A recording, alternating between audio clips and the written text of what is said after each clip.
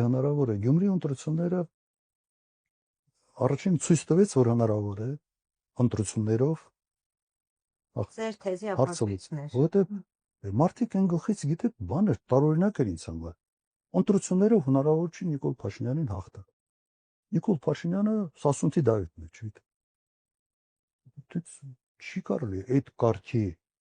խոսել ընդհանրապես ամոթ էլ է դրա մասին խոսալ հիմա Գյումրիում այո դա եղավ եւ հնարավոր է այս մոդելը լինի նաեւ ուրիշ ինչ վերաբերում է ապագային ես ուղղակի համոզված եմ որ այո հնարավոր է նույն մոդելը ունենալ